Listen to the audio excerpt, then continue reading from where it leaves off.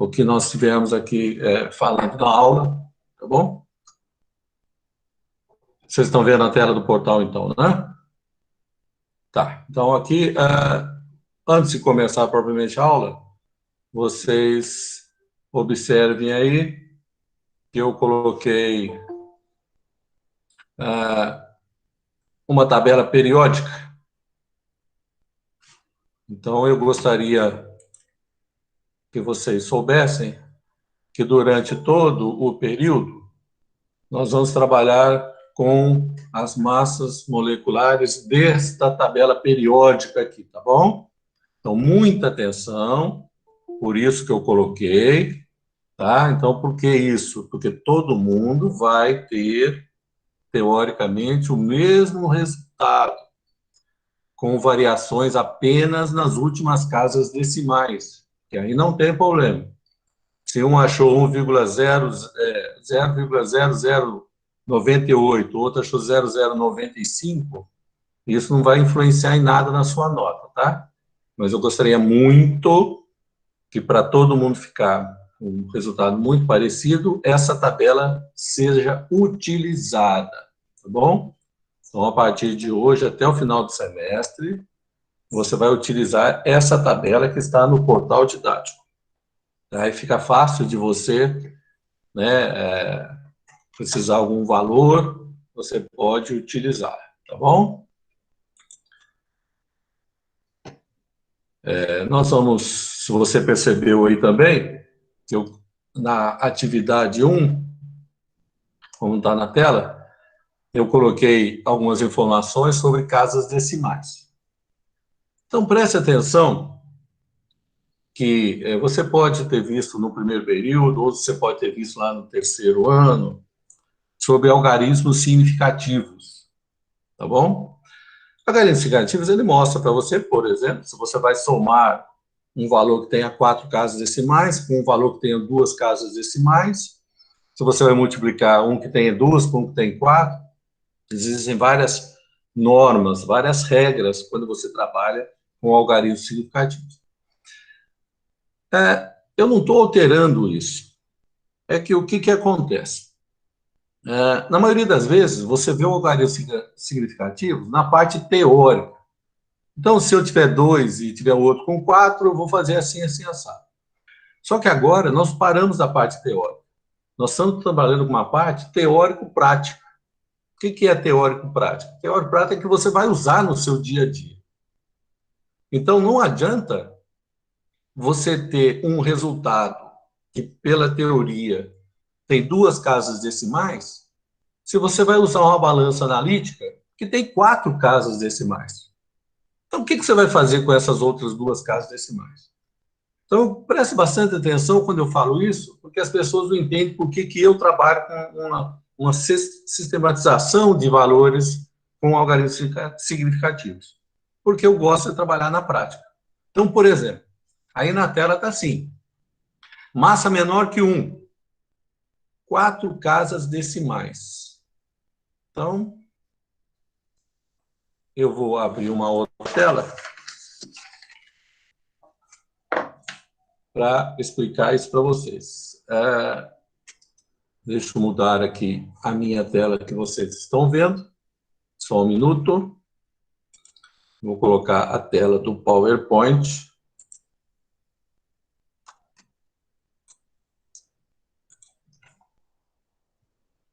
Estão vendo a tela do PowerPoint aí?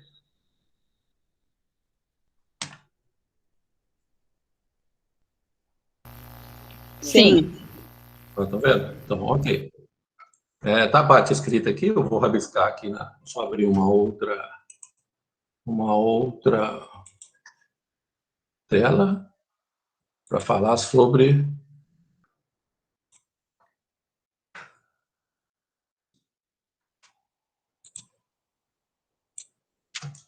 então, quando eu falo para vocês que quando o valor é menor que 1, eu quero 4 casas decimais, porque na balança analítica que nós trabalhamos no laboratório, você vai ter essas 4 casas decimais.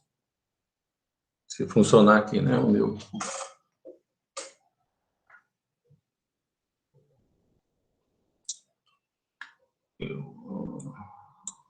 Minha canetinha não está funcionando. Espera aí que eu vou ter que colocar a tela do PowerPoint.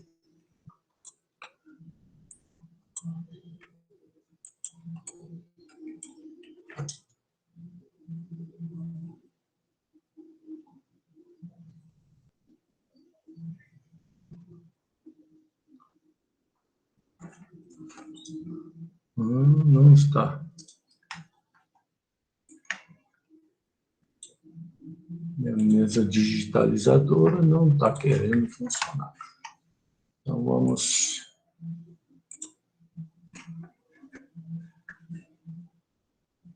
tentar de outro modo aqui. Deixa eu ver se eu consigo fazer aqui funcionar.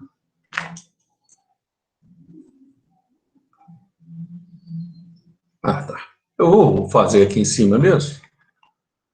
Aqui, vou achar uma página em branco aqui. Isso. Vou usar esse espacinho branco aí. Vocês estão enxergando?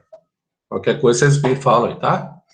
Então, o que acontece? No nosso laboratório, eu tenho uma balança que tem 4 casas decimais.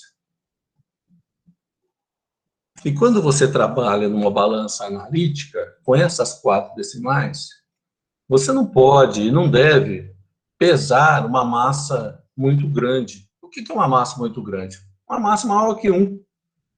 1 grama. Maior que 1 grama, você já não deve pesar numa balança analítica. Então, por isso que eu estou falando, que quando você for trabalhar com casas menor... Gente do céu, vou estar bravo aqui. Então, você vai...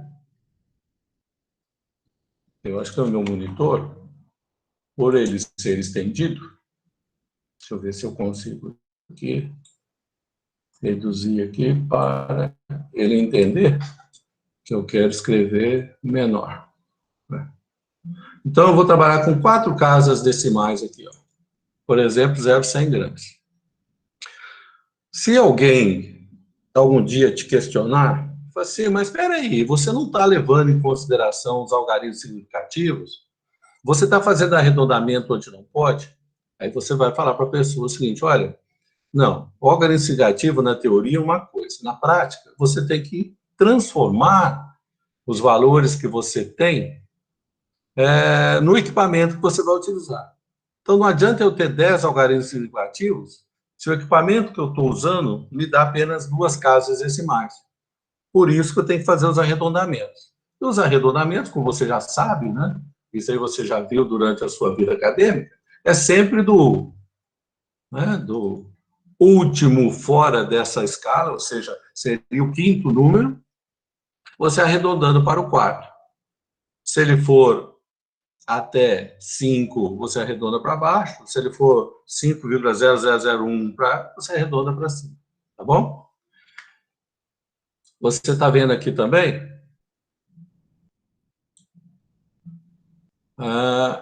Massas maior que 1. Então, massas maior que 1, nós vamos trabalhar com 2 casas decimais. Tá? Massas maior que 1, 2 casas decimais. Por quê? Novamente, quando você está no laboratório, você vai usar uma balança com 2 casas decimais e, se você ter um pouquinho de atenção, olha bem, se eu tiver uma massa de 1,05, o meu algarismo duvidoso é esse 5 aqui, ó. Qual vai ser o percentual de erro se eu pesar 1,06? Qual vai ser o percentual de erro que eu vou estar obtendo? Pedi para você pegar a calculadora, não pedi aí?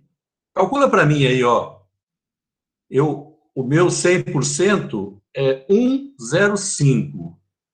Eu pesei 1,06.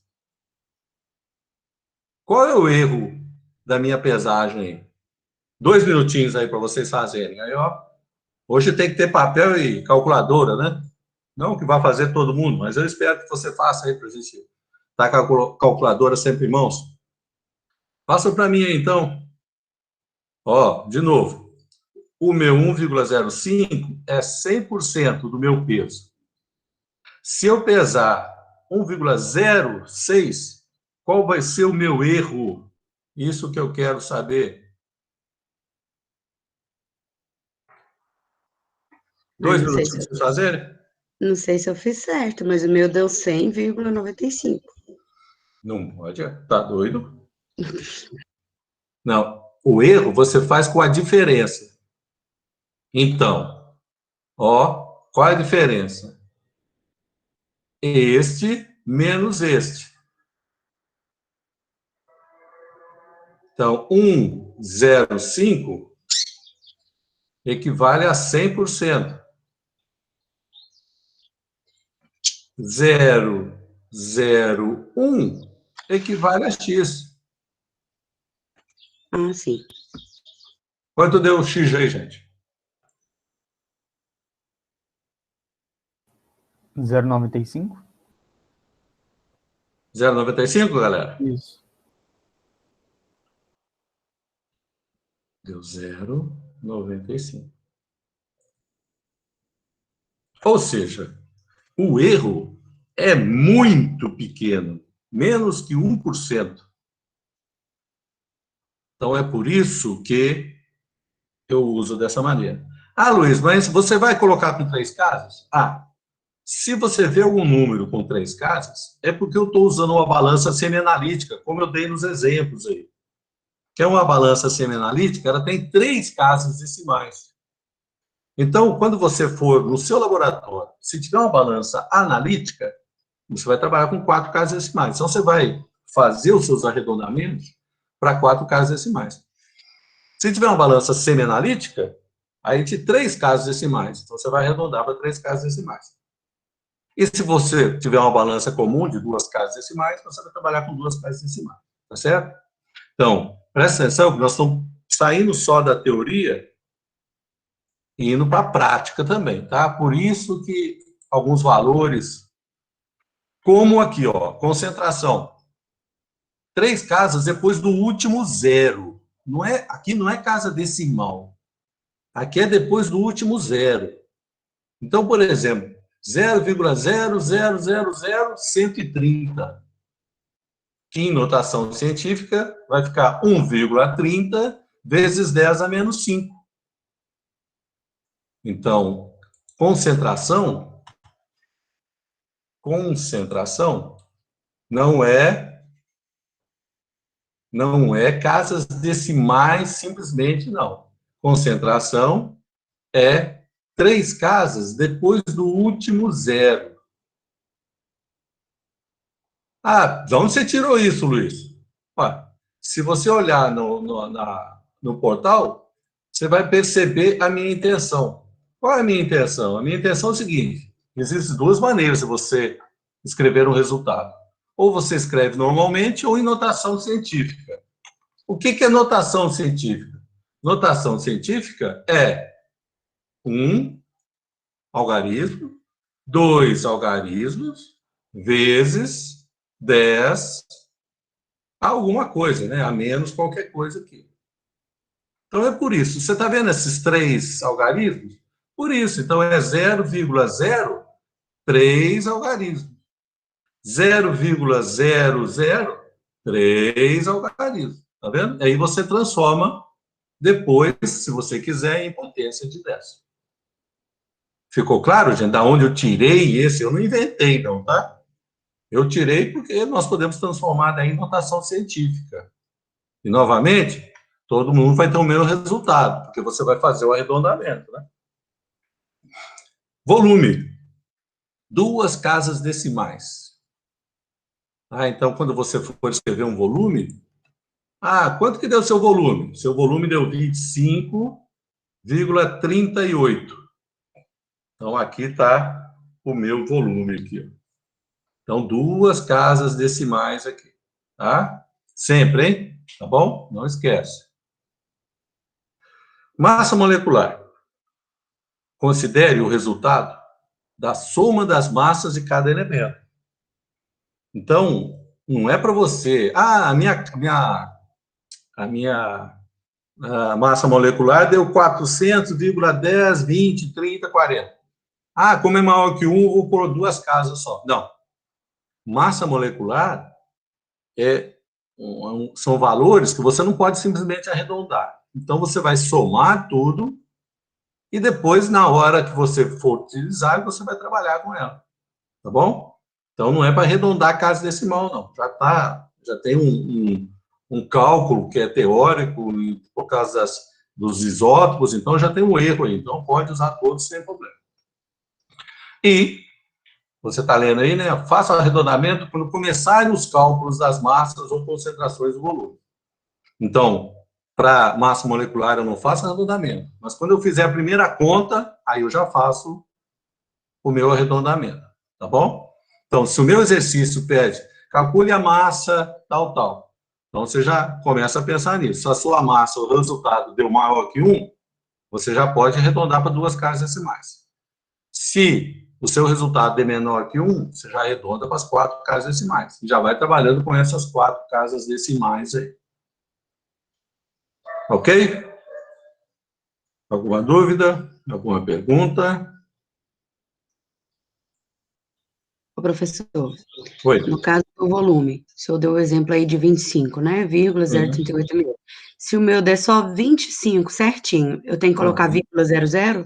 Sim. Por quê? Aonde você vai medir esse volume? Você vai medir numa pipeta volumétrica, por exemplo, que o desvio avaliado dela são 2 casas decimais. Você vai medir numa bureta, que, para você ter um resultado adequado, você também vai trabalhar com 2 casas decimais. Então, essas 2 casas decimais que eu trabalho, geralmente, é devido ao desvio avaliado dos equipamentos que nós trabalhamos no laboratório. Tá bom?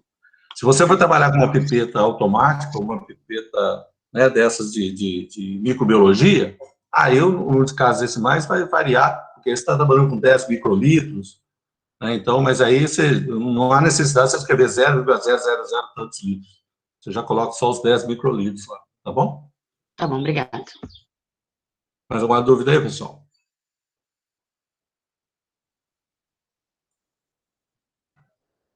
Bom, então vamos continuar. Eu vou falar primeiro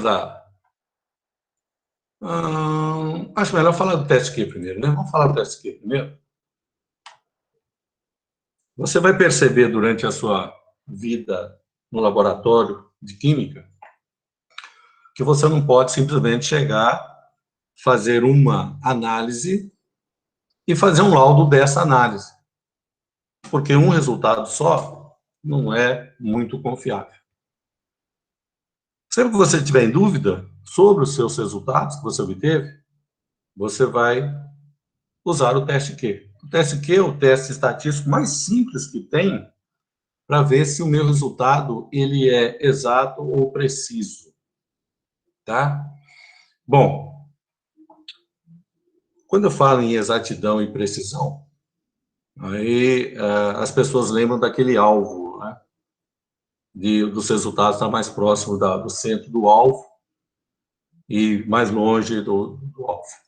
Para nós, na prática, é o seguinte: imagine que vocês, né, quando voltarmos às nossas aulas presenciais, espero que seja, né, o mais rápido possível, você tem um grupo,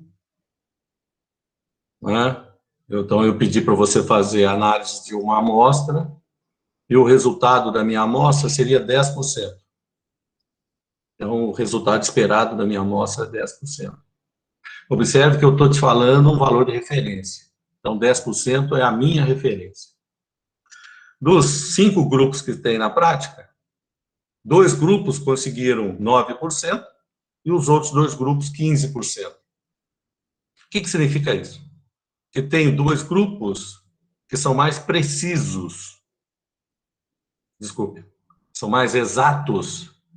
Exatos por quê? Porque você tem uma referência para comparar. Então, sempre que se falar em exatidão, você tem que lembrar da referência. Eu não consigo ter exatidão sem ter uma referência. Ok? Quando eu falo em precisão, Precisão significa repetição de resultado. Então, pode ser que mesmo o grupo que conseguiu 15%, ele não é muito exato, mas ele pode ser muito preciso. Ou seja, os resultados do grupo que conseguiu 15%, ele conseguiu 14,5%, 15% e 16%. Ou seja, a média deu em torno de 15%. Então, os resultados são muito próximos da média. Da média. Então, quando os resultados se aproximam muito da média, é um resultado muito preciso.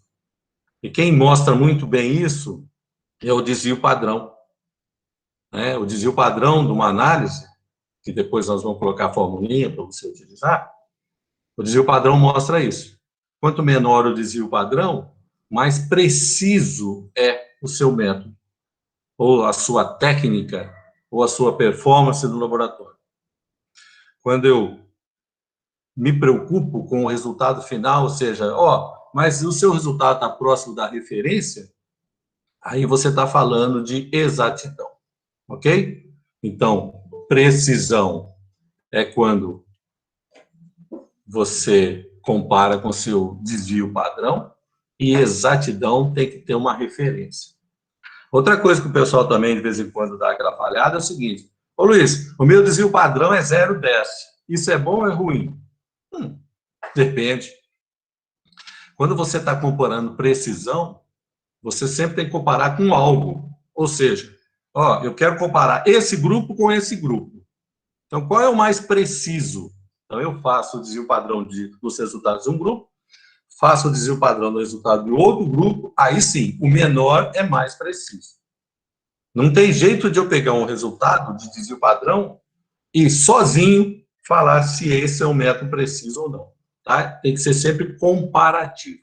Então, a precisão eu comparo um com o outro, uma técnica com uma outra técnica, um aluno com outro aluno, um dia com outro dia, uma amostra de uma empresa com uma amostra da outra empresa, um reagente de um com um reagente do outro, aí é precisão.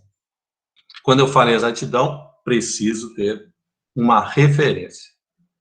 Tá? Então, aqui na tela, estou mostrando para vocês um exemplo, né? Aqui eu tenho a tabela do TSQ, porque o TSQ é estatístico. Então, esse Q que vocês estão vendo aqui em cima, este Q que vocês estão vendo aqui em cima, é a probabilidade de 90%, 95% e 99%. O N é o número de análises que você fez, então eu fiz em triplicata, 4 vezes, 5, 6, 7, 7.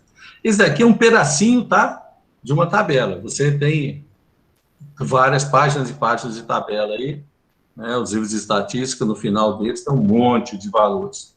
Então, se eu tiver, por exemplo, feito 6 análises, se eu quero 90%, eu tenho 0,560 como valor de Q tabelado, eu tenho 0,625 como valor de Q tabelado para 95%, e para 99% eu tenho 0,740 como teste Q.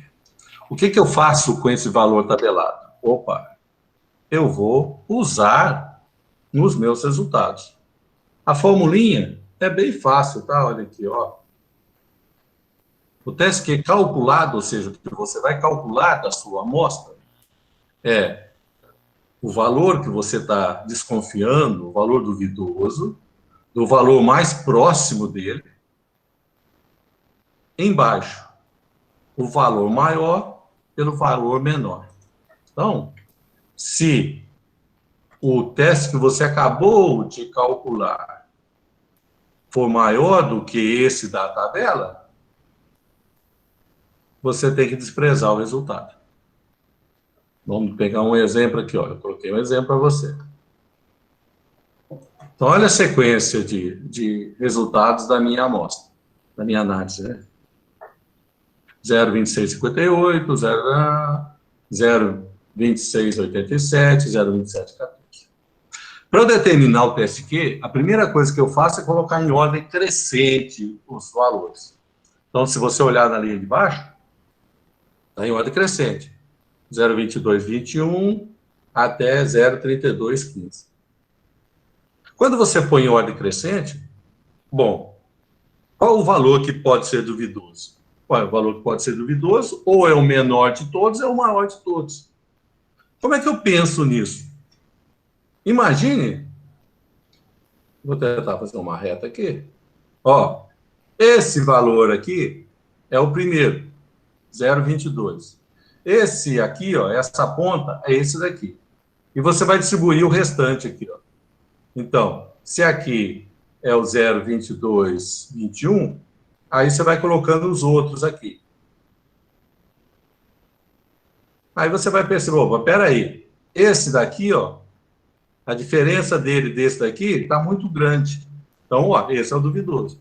Ah, a diferença desse para esse está muito grande. Opa, esse pode ser complicado. Então, esse é o duvidoso. Então, ou vai ser o menor valor, ou vai ser o maior valor. Então, tenha atenção nisso. Substituindo, ó, pegando esse daqui, que é o menor valor. O valor mais próximo dele é esse daqui, ó. Então, o menor valor, 0,2221. O valor mais próximo, 0,2658. Agora me deu alguma coisa aqui, né? Eu estou gravando a reunião, só que eu estou usando duas telas. Não sei se vai gravar as duas telas ao mesmo tempo, não, tá, gente? Agora que, né, eu estou usando duas telas aqui no laboratório. Bom, espero que sim, senão... aula que vem eu tenho que fazer tudo numa tela só. Então, o menor valor é o 0,2221, o maior valor. Então, a diferença entre o maior é este daqui, e o menor é este daqui. Pega a aluna para mim, por favor. Oi? Não, eu quero sentar aqui, depois essas meninas todas lá de fora.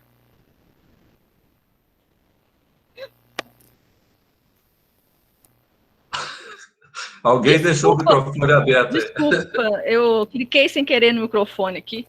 Desculpa, professor. Sem problema. Então, o maior valor é esse daqui e o menor valor é esse daqui.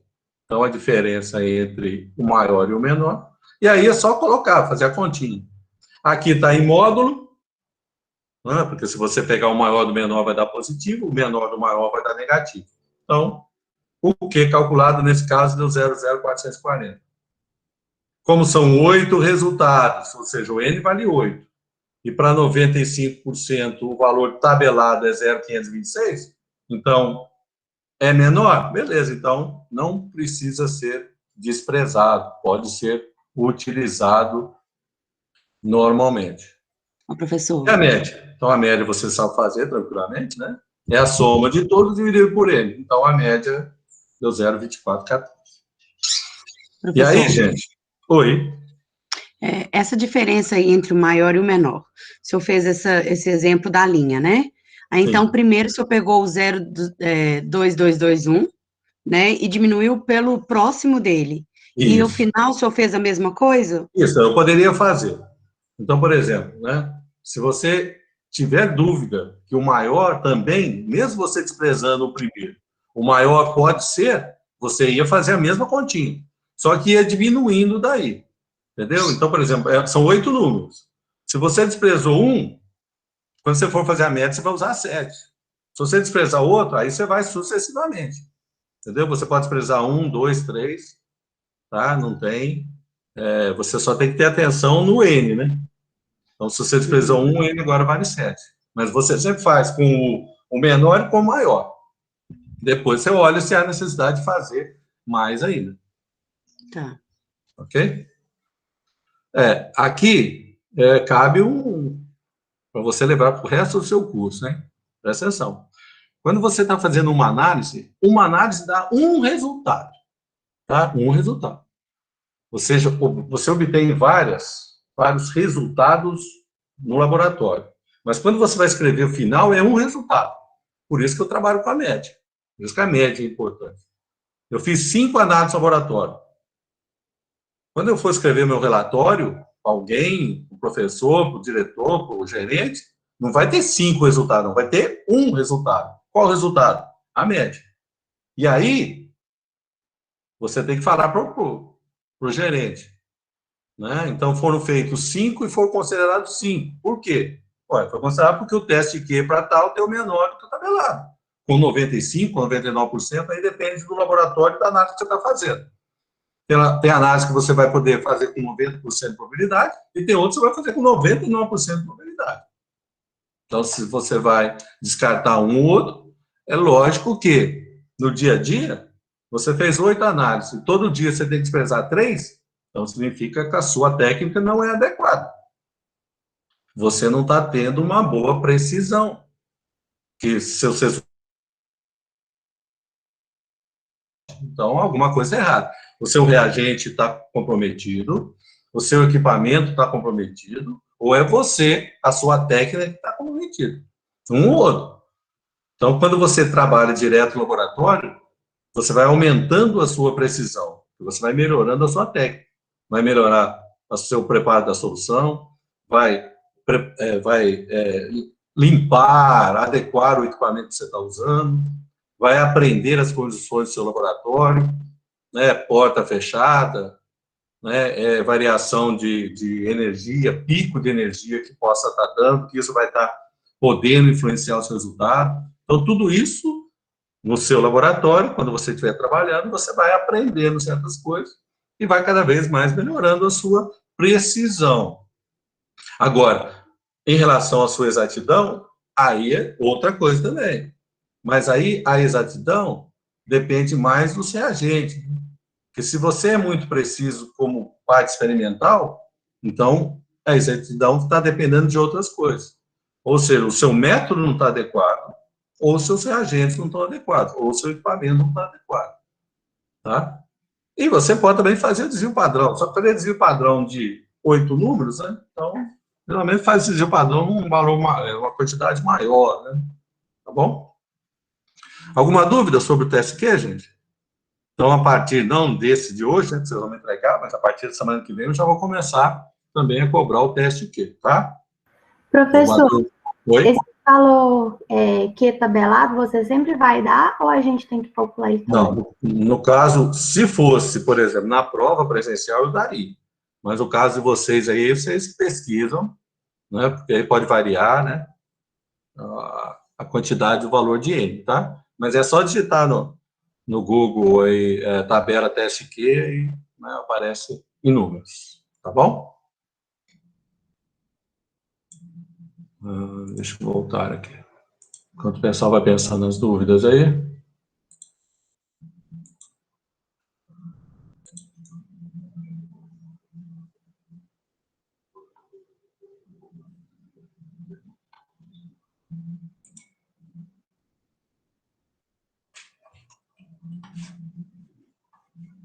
Eu vou tentar colocar meu PowerPoint nessa tela aqui.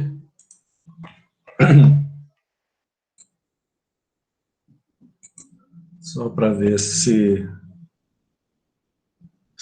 vai ficar mais fácil de...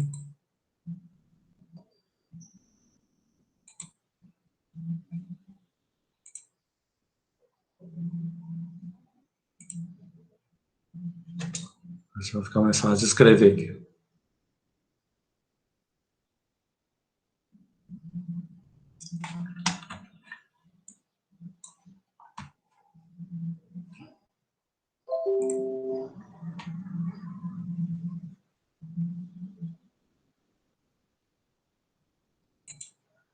Só um minuto, tá, gente? Eu estou tentando colocar aqui o PowerPoint funcionando.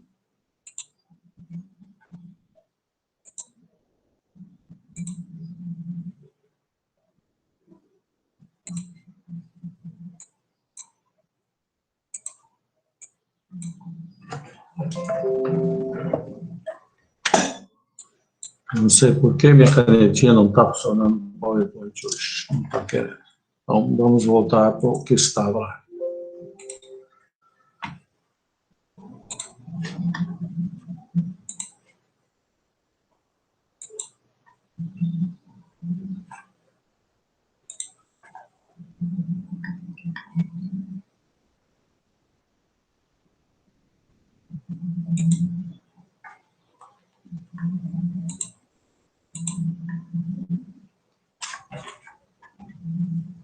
Estão vendo aí o material da análise gravimétrica? Sim. Ok, então vamos lá.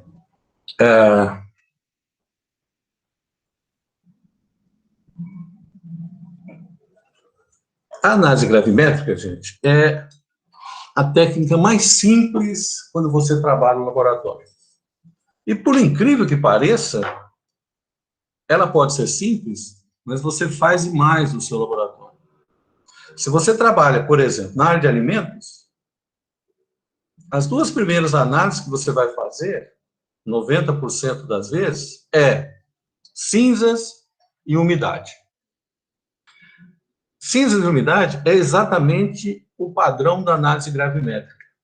O que você precisa? Você precisa de uma estufa, você precisa de uma múfla, você precisa de uma balança analítica. E algumas vidrarias, que nós vamos falar durante o nosso curso. Então, a análise gravimétrica é muito simples e é muito usual no laboratório. Tá? Como é que, teoricamente, funciona a análise gravimétrica? A análise gravimétrica, você tem uma amostra. Imagine, por exemplo, cinzas. Você tem uma amostra e você quer saber o teor de cinzas da amostra. Não, você tem que isolar cinzas. Então, isso que é a análise gravimétrica. Você tem uma amostra, você isola o componente do seu interesse e usando uma balança, de preferência uma balança analítica, você determina estequiometricamente o teor do seu componente. No caso da cinza, é uma regra de 3. No caso da umidade, uma regra de 3 básica também. E no caso de componentes químicos, você pode precipitar o componente químico, depois você vai filtrar, secar e pesar o seu componente químico. Isso que é análise gravimétrica. Você olhando no seu equipamento, no seu material aí, você vai ver que tem 4 principais. O primeiro, que é a precipitação química e a volatilização, nós vamos ver durante o nosso curso. Eletrodeposição, nós não trabalhamos o curso. Por quê? A eletrodeposição é muito específico para algumas áreas, principalmente da eletroquímica. Então, você deve ter lembrado lá do seu ensino médio, se eu pegar um eletrodo de cobre, por exemplo, ligar no sistema elétrico e colocar numa solução que contém cobre dissolvido, cobre 2, vai haver uma redução do cobre e o cobre vai ficar impregnado no meu eletrodo. Se eu tenho o peso do meu eletrodo limpinho e depois com o cobre impregnado, ou seja, eletrodepositado, se eu tenho a diferença de massa, eu tenho a massa do cobre.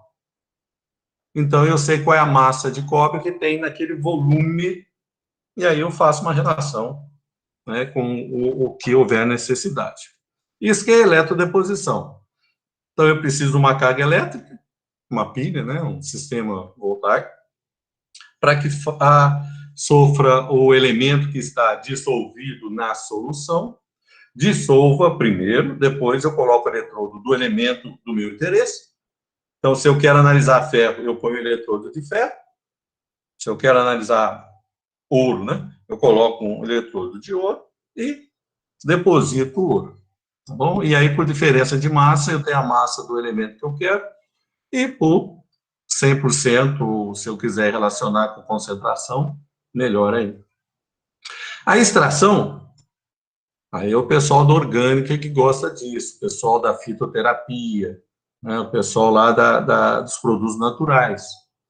Você vai lá numa mata, pega lá 10 quilos de folha de uma certa planta, folha in natura, né? Você coloca essa folha para secar, depois você pesa de novo. Então, você tem a diferença de massa dela in natura com ela seca. Depois dessa seca, você pulveriza, coloca numa estufa, aí você vai ter a massa, a folha desidratada, né? Então, você tem o teor de umidade, você pode comparar com esse, pode comparar com o outro também. Ou você vai extrair com solvente orgânico. Aí você pega uma quantidade de folha, extrai com solvente clorofórmio, entre outros, aí seca, aí você vai ver, por exemplo, né, o pessoal, né, que trabalha com os produtos naturais, trabalha muito com isso. Aquela planta tem, sei lá, 5% de extrato seco hexanoico. Ou seja, você extrai com hexano, aí depois você pesa o finalzinho e você vê. Cada 100 gramas de folha deu, né, 5 gramas de extrato hexanólico. Então, essa é a parte de extração. Mas isso você vai trabalhar na química orgânica ou na produtos naturais.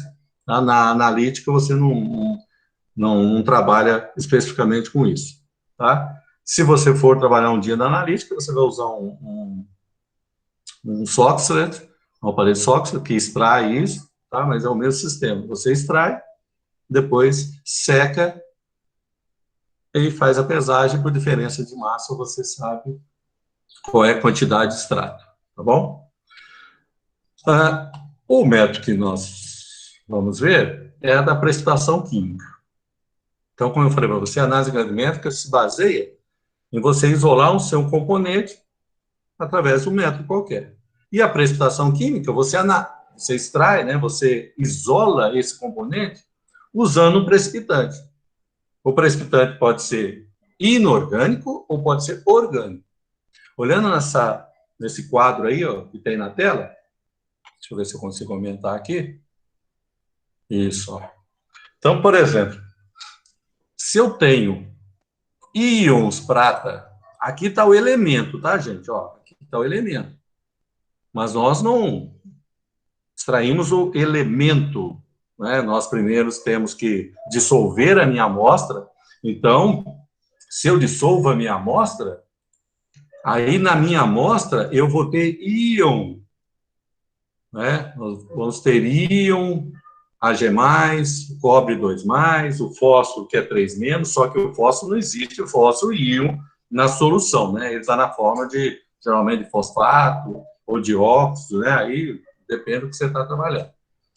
Bom, então, por exemplo, se eu usar o HCl em meio ácido nítrico, eu vou isolar o meu íon prata na forma de AgCl.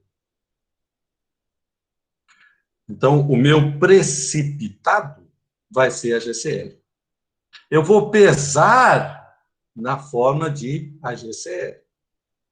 Então, eu precipitei na forma de AgCl, pesei na forma de AgCl. O cobre, por exemplo, também, ó, eu precipito ele com tiocianato e peso ele como uma forma de tiocianato. Agora, o fósforo não, ó, olha a formulinha que eu precipito. Fosfato de magnésio e amônio. Mas quando eu vou pesar, ou seja, depois de seco a 1.100 graus, só um minutinho, tá, gente? Vou pegar uma água aqui. Só um minuto.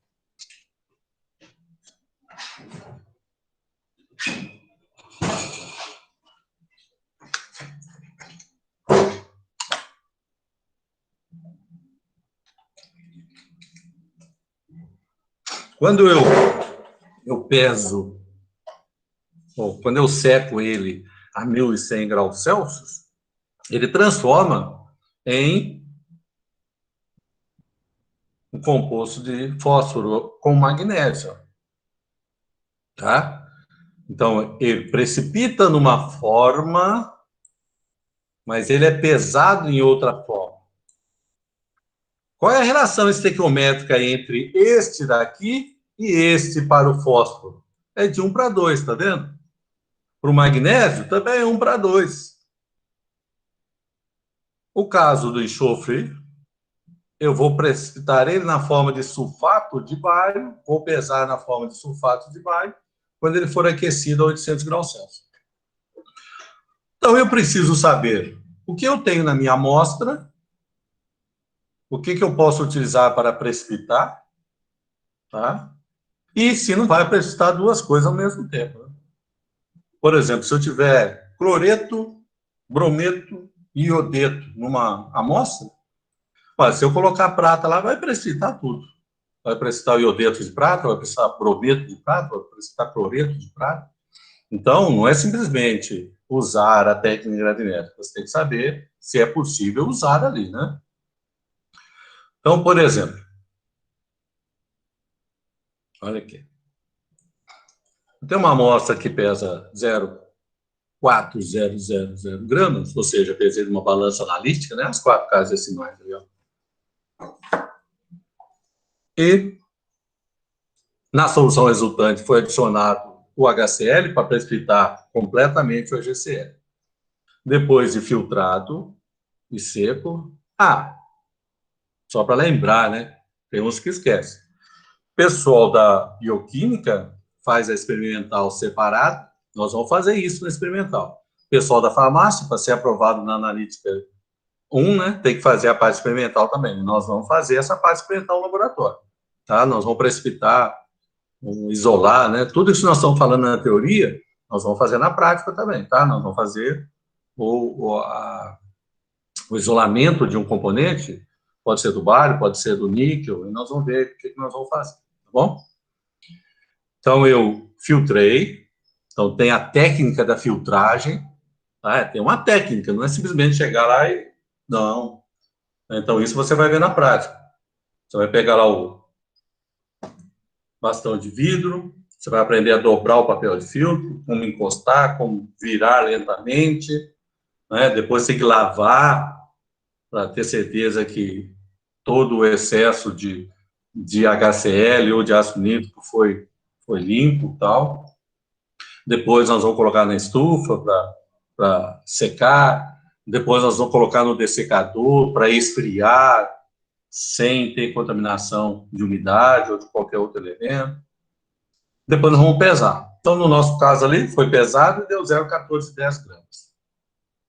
Na hora de resolver, você, lá no seu laboratório, quando você for trabalhar, quando você for fazer o seu estágio, em vez de ficar fazendo toda hora aquela continha de regrinha de 3, né, de estequiometria, para o elemento, você pode fazer o que nós usamos, que é o fator gravimétrico.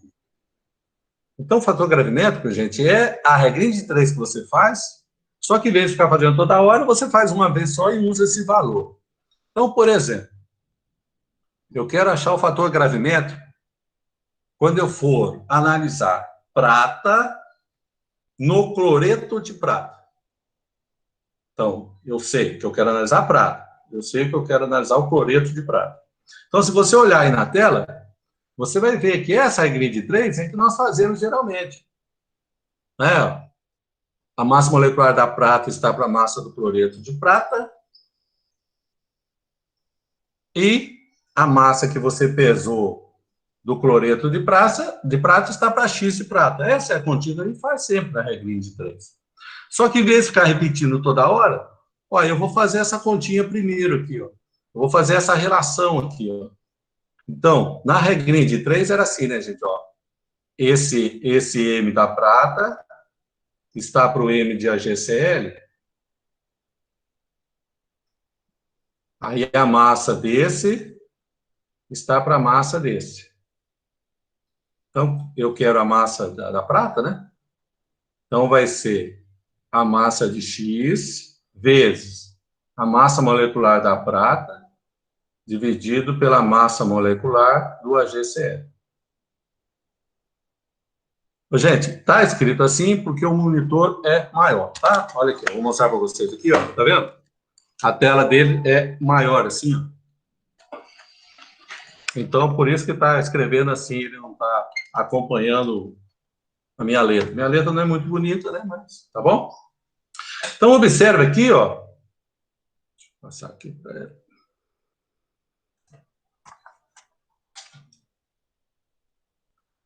observe aqui, ó. Essa aqui é o fator gravimétrico, ó, quando você divide a prata pelo AGCL. Então, fazendo a divisão, dá 0,753. Ô, Luiz, mas peraí. Cadê as 4 casas por ser menor que 1? Não, calma aí. Isso aqui não é massa, gente. Isso aqui é fator gravimétrico. Fator gravimétrico vão ser 3 casas. Tá? Então, eu também não viajo demais também, não, né? Tem que ter uma certa coerência. Então, o exercício aqui, até esse momento, não está falando de massa, não. Nós estamos falando de fator gravimétrico. Por isso, essas 3 casinhas aí. Tá? Aí, quando eu for fazer a minha conta, em vez de ficar repetindo aquela regra de 3, eu só pego, ó, a massa de AGCL que foi pesado e multiplico pelo fator gravimétrico. Tá vendo? Então, em vez de toda hora no seu laboratório você ficar fazendo regra de 3, você já calcula o fator gravimétrico do componente do seu interesse na forma pesada que você conhece. Por isso que a parte teórica lá da gravimetria faz o seguinte, não, você tem que isolar o componente de uma forma conhecida. Você sabe que a GCL é a sua forma conhecida. E a prata com a GCL é de 1 para 1. Então, pode fazer o fator gravimétrico aí. E aí, a massa da amostra equivale a 100%, a massa de AG, X%. Fazendo a continha aqui, dá 26,55%. Tá bom? Então, tranquilo. Esse exemplo 2 é do fósforo. Tá vendo que a relação agora, ó, eu estou pesando na fórmula de Mg2P2O7, então, é de 2 para 1. Então, a mesma coisa aqui, olha, 2 para 1. 2, então eu faço a continha aqui e vou achar o fator gravimétrico da análise do fósforo, quando eu for pesar o Mg2P2O7. Tá bom? Então, esse é o fator gravimétrico. Se eu multiplicar esse valor por esse daqui, que é a massa pesada, eu tenho a quantidade de fósforo. Então, tá aqui, né? Ó, a massa do precipitado, que você filtrou, lavou, secou, pesou, tá? Pelo fator gravimétrico. Então, 0,250. A massa da amostra, 0,800 equivale a 100%. A massa de fósforo equivale a X%. Ok? Luiz, Oi? como você faz esse de 1 para 1 e 2 para 1? Parece que eu não entendi muito bem, não. Não, é você só ver a relação aqui, ó. Eu quero analisar o fósforo. Quero analisar o fósforo. Ah, tá. A forma da substância que eu pesei é o Mg2P2O7. Então, tá vendo? Ó, o fósforo, nessa forma aqui, tem 2. E aqui só tem 1. Então, eu preciso estequiometricamente balancear. Então, é de 2 fósforos aqui para 2 fósforos aqui. Tá? Então, por exemplo, aqui, ó, se eu fosse o alumínio, se eu fosse fazer o Al2O3, tá vendo? Ó? Eu não tenho 2 alumínios na fórmula, então eu tenho que ter um 2 aqui. Vamos supor...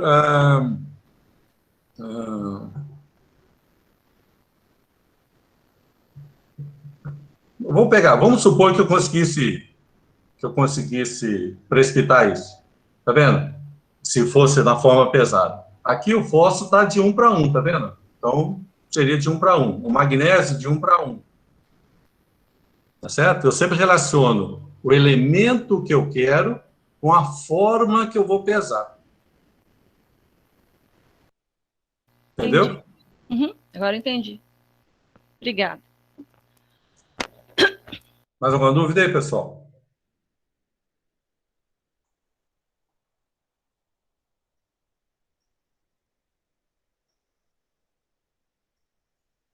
Bom, então, aí o restante é conta.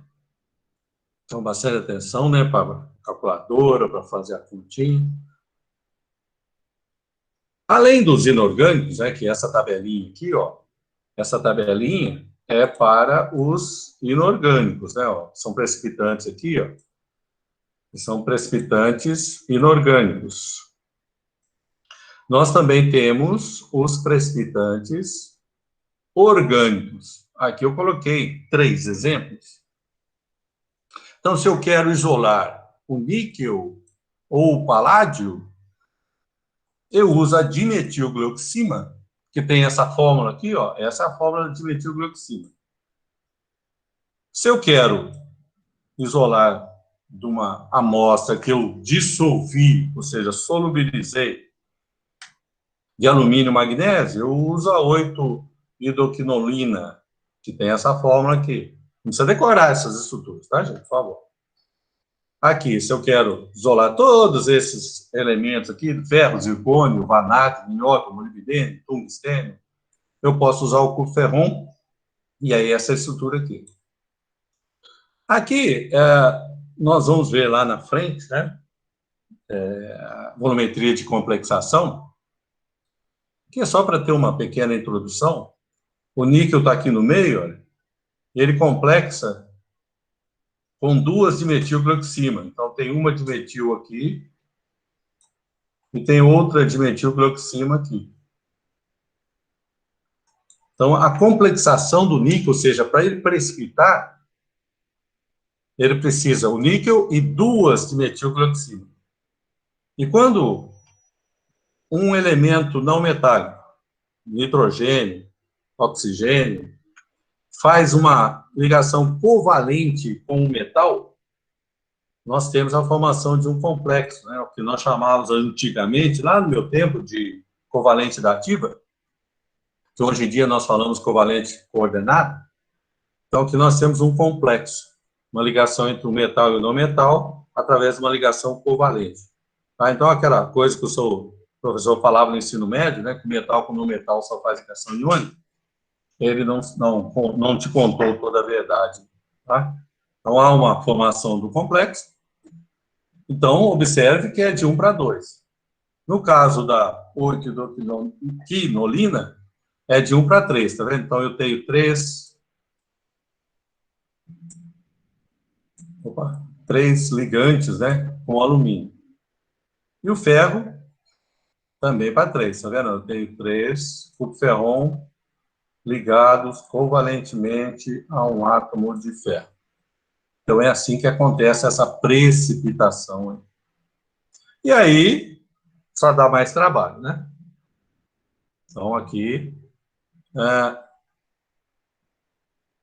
se eu for precipitar, por exemplo, né, ó, eu tenho uma amostra de 0,3000 gramas contendo ferro. Ele foi dissolvido, tá? Tem que dissolver. E usado o curferon para precipitar. Então, você vai ter bastante cuidado, né, com esses cálculos aqui, tá bom? Lembrando agora que essa aqui, o semestre passado, eu não usei aquela tabela, eu para padronizar, então, no meu material, se eu for usar material que eu usei o semestre passado, pode dar um valor diferente, mas, como eu falei para você, vai dar uma pequena diferença só. Então, observe que é de 1 para 1 de ferro, Se eu fosse fazer aqui, por exemplo, do carbono, se eu fosse fazer a relação carbono com o meu complexo, que é isso aqui tudo, aí seria 3 vezes 6, 18, né? Seria 18 para 1. Tá? Se eu fosse fazer com o hidrogênio, 3 vezes 5, 15, seria 15 hidrogênios para 1 complexo. Se eu fosse fazer com nitrogênio, 3 vezes 2, 6. 6 nitrogênios para 1 complexo. Ok?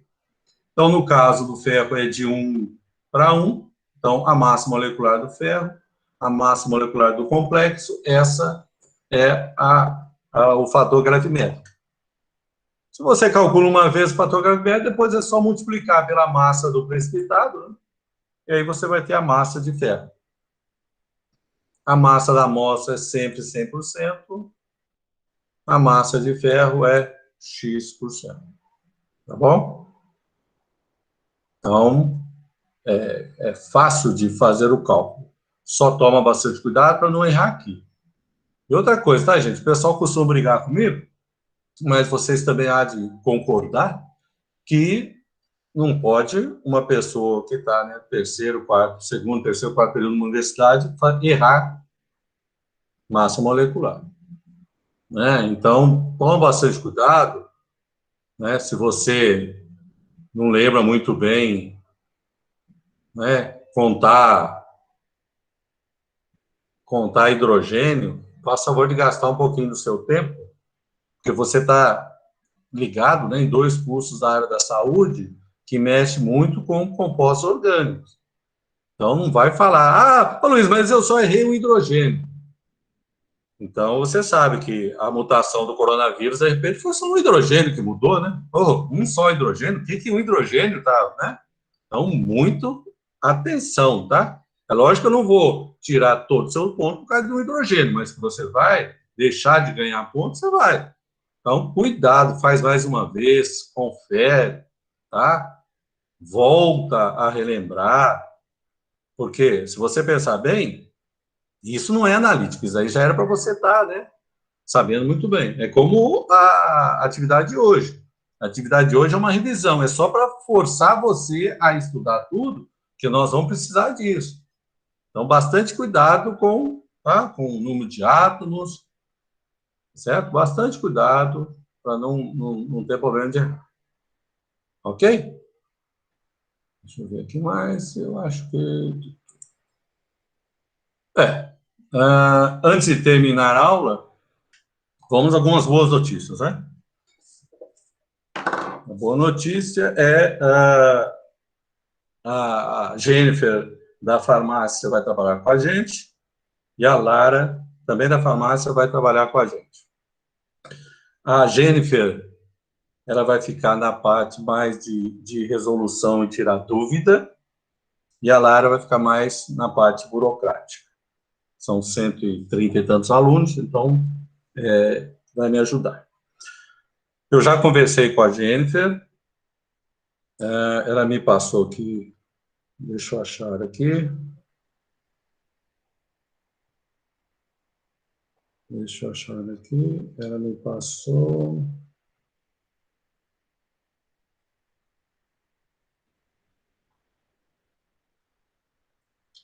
Só um minutinho que eu estou mandando para o meu e-mail para encaminhar para vocês o link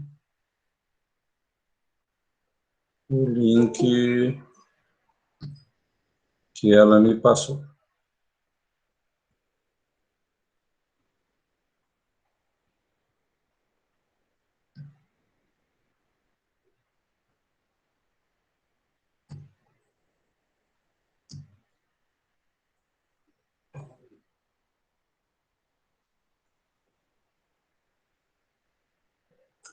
Só um minutinho que eu vou abrir o meu e-mail. Professor, enquanto isso, eu posso tirar uma dúvida com o senhor? Pode, vai falar, né? Pode sim.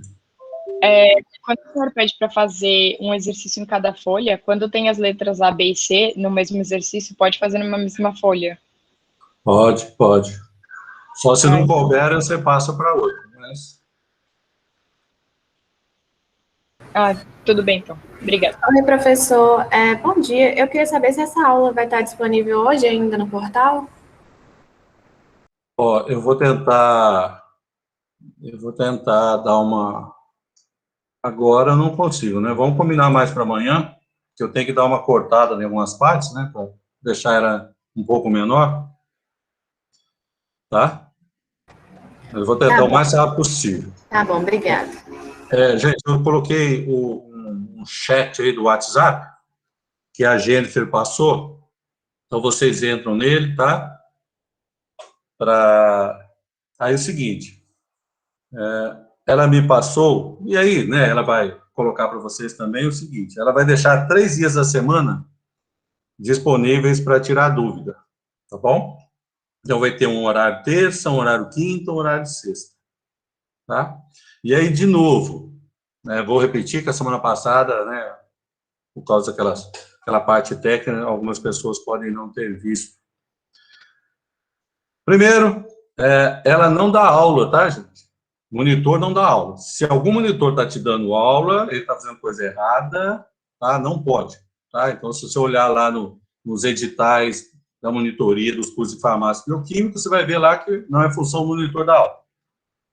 E outra coisa, você sabe que o monitor é um seu amigo de curso, e ele não está por sua conta. Então, por exemplo, a Jennifer vai te dar 3 horários disponíveis, você pode mandar as dúvidas, tá? A Lara e a Jennifer vão filtrar, e nesses dias aqui, vão responder para vocês. Você não pensa, né, que... eu estou com uma dúvida aqui, deixa eu mandar uma mensagem para a Jennifer, que ela vai responder no mesmo horário. Tá bom, gente? Então, calma, tá? Então, eu vou abrir um link no portal, um fórum, dúvidas, atividade 1, por exemplo. Aí você pode colocar as dúvidas, aí a Lara vai dar uma filtrada, eu resolvo para você, vou disponibilizar no portal. A mesma coisa com a gente. Deixa eu colocar uma dúvida lá e tal. Aí ela vai dar uma filtrada. Não, tem muita gente que está com dúvida nisso. Então na terça-feira eu vou falar sobre isso. Tá certo? Aí na terça-feira, sim, se você tiver alguma dúvida mais específica, aí sim você pergunta no horário, tá? Outra coisa, ela não vai resolver exercício de atividade, tá, gente? Eu já falei com ela. Se eu coloco uma atividade na quarta-feira, na terça-feira, responde a 1 da atividade. Não vai fazer isso. Se você quiser, você procura um exercício parecido para tirar dúvida, tá certo?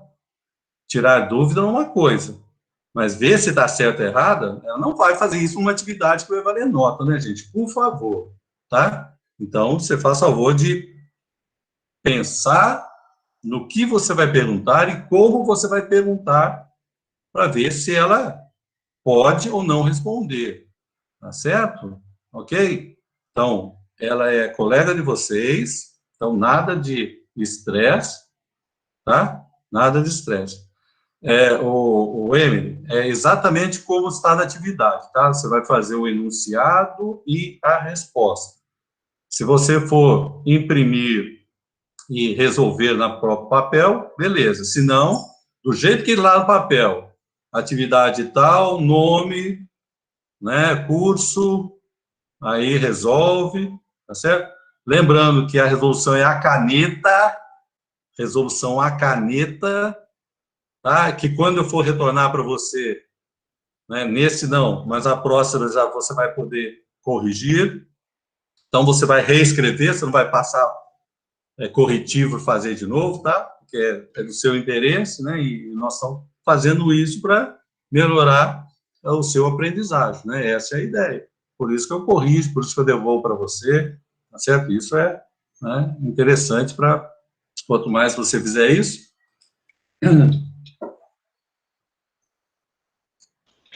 Professor, não tem importância de ser caneta preta ou azul, né? Não, quanto a isso, não. Só a caneta. Beleza. Só não quero lápis, porque senão, na hora do escaneamento, no semestre passado, eu passei muita dificuldade com uns exercícios que eu não dava para enxergar. Né? O scanner não ficava bom, aí eu não conseguia visualizar a Professor, resolução. Oi? Aqui, eu fiz, mas eu não transcrevi as perguntas na folha. Tem problema? Ué, lógico que tem. Você tem até meia-noite hoje para fazer tal coisa. Eu vou mudar, então. Obrigada. Ou nada. Oi, professor, eu também tenho uma dúvida. Sim, não caso. Eu vi que o senhor falou aqui em cima no chat com uma moça sobre a questão do nome certo no envio. Eu queria que o senhor confirmasse para mim qual que é o nome certo, porque eu já enviei, mas eu acho que eu enviei com o nome errado, então, porque eu não coloquei um nome específico. Então, ó, vou colocar aqui, ó. Você é a Maria Júlia, né? Então, aqui, ó. Atividade 1, ou 01, né? Porque nós vamos pegar, underline, Maria Júlia. Né? Vamos supor que tenha 10 Maria Júlia aí, né? Então, põe um R, RR, né? De Rodrigues tal, entendeu? Você é da farmácia ou da bioquímica? Eu sou da bioquímica. Então, bioquímica aqui, ó. Aí, pum, enter. Tá. Aí tá a sua... Por quê? Porque aí eu vou saber que é a atividade 1, o seu nome, né, que é tal, e o curso que você está fazendo, tá? Tá bom, então eu vou tentar mudar lá no Isso. portal. Obrigada. Ah, não, você vai dar conta de mudar. Obrigada. Então, você pode colocar outra, não tem problema não, aí eu considero só uma delas. Tá bom, Tá obrigada. bom? Fica aberto hoje, então dá para fazer as alterações. Mais alguma dúvida aí, gente?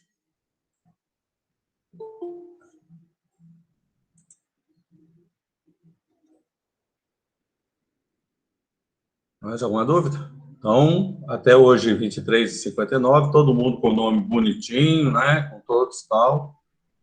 Certo? Caprichado, tá?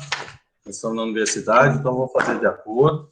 Professor, Oi. você vai passar alguma lista de exercício de teste Q e análise gravimétrica? Sim, sim. Até... o que acontece é o seguinte, olha, vamos pré-combinar, né? O dia que eu lançar a atividade, eu te dou 7 dias. Né? Então, por exemplo, se eu conseguir lançar hoje, aí você tem 7 dias, é quarta-feira que vem.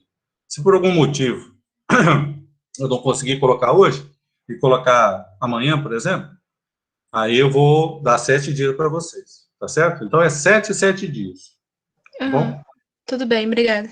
Nada. Professor, eu tenho mais uma dúvida aqui. Quando você vai passar, tipo, a resposta para a folha, e aí tem problema estar marcada a folha do outro lado? Porque, tipo assim, eu estou fazendo a resposta numa folha, e aí eu passo para outra folha e faço a próxima pergunta. Tipo, tem problema ficar levemente marcado de caneta da outra folha? Não. Ah, então tá bom. É só, a caneta é mais para o scanner ficar visível, tá? E aí, esse exercício página por página, quando eu for corrigir, eu ponho só a página na tela, entendeu? Isso facilita demais. Senão tem que ir e voltar, aí então tá trabalho bom. a mais, entendeu? Então isso é aprendizado do semestre passado, que eu estou tentando melhorar um pouquinho. Luiz, eu tenho uma outra... Só uma confirmação, no caso. Sim. Porque na parte de material de revisão, tem uma aba para entregar e tem também na entrega da atividade. E acabou que no grupo teve uma leve dúvida, e só para confirmar, é na entrega da atividade mesmo, no material de revisão não precisa colocar nada? Não, é só na entrega mesmo, entrega da atividade 1. Certinho, então, obrigada. Tá? O que acontece é o seguinte, para mim, quando eu vou colocar mais de um material para vocês, eu também tenho que colocar na forma de atividade. Se eu for colocar na forma de arquivo, eu tenho que fazer 1 a 1. Entendeu? Então, por exemplo, a atividade 1 que está para vocês aí, era um arquivo só, então ele aceita um arquivo. Quando eu tenho que colocar mais de um, aí eu tenho que colocar como se fosse uma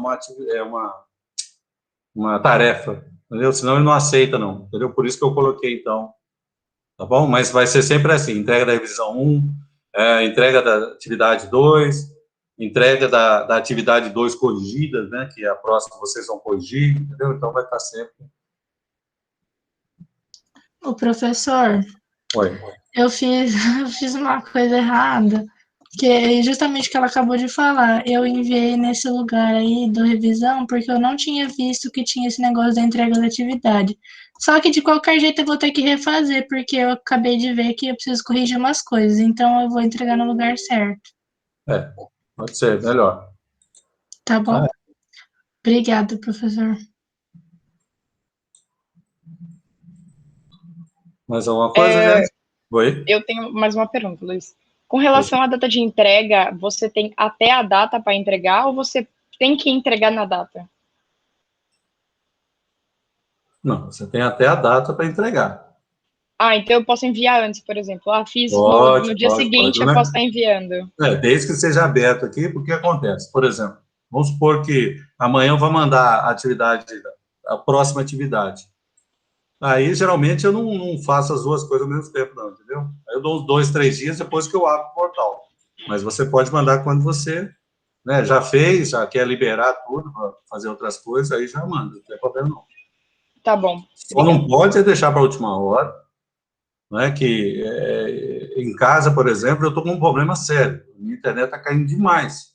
Então, se deixar para a última hora é perigoso, né? E como já foi, né, avisado, né? Se você não conseguir mandar, você vai ter que mandar por e-mail, aí você vai ter direito a apenas 70% do valor da nota. Então, bastante cuidado, não deixa para a última hora, não. Professor, Oi. tem um exercício que está com uma resposta e eu fiquei em dúvida porque a minha resposta deu outra. Só um minutinho que eu estou verificando aqui.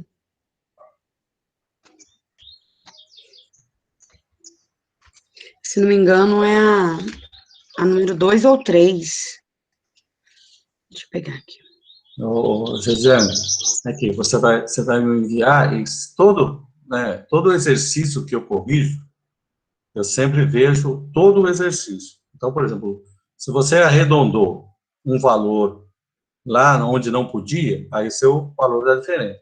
Agora, se for o que eu falei para você, se for a última casa decimal, entendeu? Então, isso aí não tem, porque o erro, quando você erra a última casa decimal, o erro é abaixo de 1%. Então, não tem problema nenhum, tá? Então, se o resultado for, a diferença for essa, não tem problema nenhum, não. Eu vou corrigir, você não vai deixar de ganhar a questão completa por estar a última casa decimal diferente. Isso daí não é problema, não, tá bom? Aí, se você tem 4 casas decimais, não tem problema. Se tiver 2 casas decimais, aí já é mais problemático, o erro vai aumentando, né? Mas não tem... Eu sempre olho todo o exercício, não olho só a resposta, não. Tá bom? Luiz. Sabe que eu falo muito unidade, né? O jeito que você escreve. Alguém perguntou aqui... Só um minutinho. É porque na 2, o resultado que o senhor colocou na resposta está 2.397. E o outro deu 2.497. Então, você tenta usar qualquer dado, qualquer coisa diferente, e nunca vai dar o resultado que o senhor colocou. Eu achei que foi erro de digitação, sabe? Na hora de passar a resposta. Pode ter sido. Não tem problema, não. Outra coisa também, né, gente? Porque, se eu errei alguma coisa, né, por exemplo, vamos supor assim que, nesse caso não, porque erro de digitação, né, eu não ia, em vez de colocar um número, colocou outro, tá? Mas você vai enviar de qualquer jeito, tá? Se eu chegar à conclusão, nossa, mas para resolver isso precisava disso, né, aí eu anulo a questão sem problema nenhum. Agora, tem que lembrar também o seguinte, tá, gente? Você tem toda a rede de computador mundial para você. Tá? Então, falta de dados, isso não é possível, né? Tá certo? Mas eu sempre olho isso, tá? Oi? É porque, igualzinho, a porcentagem aqui. Se eu colocar a porcentagem está 99,5. Se eu colocar a porcentagem 95,55, dá o valor que você colocou aqui. Entendeu? Então, você vai colocar assim, do jeito que você achar que deve, que eu falei para você. Aí eu coloquei 2 contas, aí você vê como você vai considerar. Não, o importante é fazer a conta, né? Se você chegou a um ponto que deu diferente, entendeu? Então você tem por que discutir, entendeu? Ô Luiz, aqui, ó, fiz isso, deu isso, entendeu? Não pode só, mas eu não consegui, não consegui, é coisa completamente diferente, entendeu? Isso aí não é... Isso aí faz parte do dia a dia do laboratório, dia a dia da nossa vida acadêmica. Tá? É só resolver. Ué, mas está certo, o resultado é diferente. Ué, manda para mim, não tem problema nenhum, não. Tá? Vocês não vão ser prejudicados por um erro de digitação, entendeu? Isso aí não, sem problema. Tá certo, obrigada. Inclusive, sobre esse exercício aí que o senhor está falando, eu tinha te mandado um e-mail até falando sobre o erro de digitação. E aí você só falou que, não, escreve a conta normal, eu vou considerar tudo, eu não vou considerar só o resultado. Exatamente. Porque senão vira uma bagunça, entendeu? Se eu, por exemplo, vamos supor né, que ontem eu tivesse feito a correção. Aí alguém já tinha colocado antes, entendeu? Então é melhor você escrever lá, por exemplo, né? O Luiz, não tem condição de resolver. Tá certo? Pô, não tem condição, tá, então eu vou olhar, não tem condição. Agora, outra coisa é você colocar os cálculos e falar assim, olha aqui, tá vendo? Nesse ponto aqui, era para dar 99%, deu 199%. Então, você resolveu, e aí eu vou ver, mas peraí, tá vendo? Ó, ah, não, foi você que errou aqui, aí eu vou te mostrar. Ah, não, fui eu que errei no resultado. Então, o seu está certo. Tá? A parte da revisão é para ver até que ponto vocês sabem essa parte, né? Porque nós vamos precisar muito de estequiometria, né? Nós vamos precisar de mais. Né? Então, na química analítica, se não consegue pensar em excesso de reagente, rendimento da reação, aí fica difícil a gente trabalhar. Então, por isso que tem que pensar. Né? Por isso que é essa parte da revisão.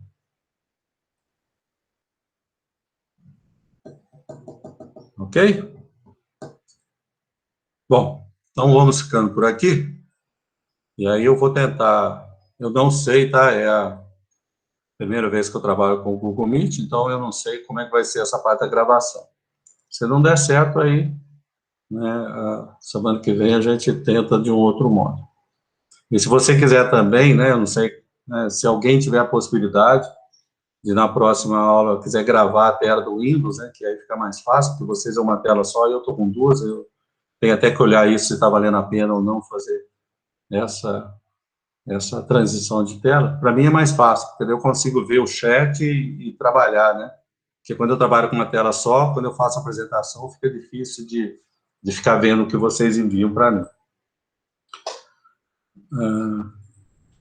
Professor, tem uma dúvida no chat aqui da Emily. Ela perguntou se há a possibilidade de colocar a resposta à caneta escaneada embaixo da pergunta que já foi digitada por você. Olha, pode, se você tiver a tecnologia para fazer, não tem problema não. Pode usar à vontade. Se quiser cortar, recortar, colocar. Se quiser colocar a florzinha também, não tem problema não. Pode ficar à vontade. Tá bom? Depois que né, nesse não, mas o próximo que eu corrigir para vocês, aí vocês vão começar a perceber o que são minhas correções, né? Eu não fico escrevendo, né? Ah, isso, não. Eu só marco o que você errou, e aí você tem que pensar o que você errou. Mas por que ele riscou isso, né? Não é aquele negócio, eu acabei de receber, já estou mandando mensagem para a gente. Poxa, por que ele marcou isso? Então, eu quero que você fale. Poxa, gente, ele riscou isso por causa disso? Que aí sim você está pensando, né, o que está acontecendo.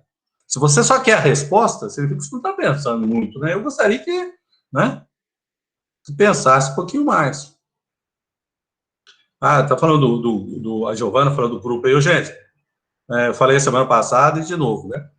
A Lara vai fazer uma conferência das pessoas que estão no contato e das pessoas que estão no portal de dados. Se você não estiver no contato, eu aconselho você a não participar das aulas do portal, porque não vai adiantar nada para você, tá? Não adianta chegar no final do semestre, não, mas eu assisti todo o portal, eu fiz todas as atividades, mas eu não estava matriculado. Vai perder seu tempo, tá bom? Então, bastante cuidado com isso, tá? Para não perder o seu tempo, não. Tá? Então, olhe direitinho se você está matriculado, se você estiver matriculado, matriculada, aí manda ver mesmo. Agora, se não tiver, não participe, tá? Eu não posso te proibir de cortar, eu não vou ficar vendo se eu permito, não. Se quiser assistir por assistir, você pode, tá bom? Mas não vai ter nota, tá certo? Então, bastante cuidado com isso. Certo, gente? Então, ficamos assim, um abraço para todo mundo, bom restante da semana e bom estudo para todo mundo, tá? Agora eu tenho que aprender a parar a gravação.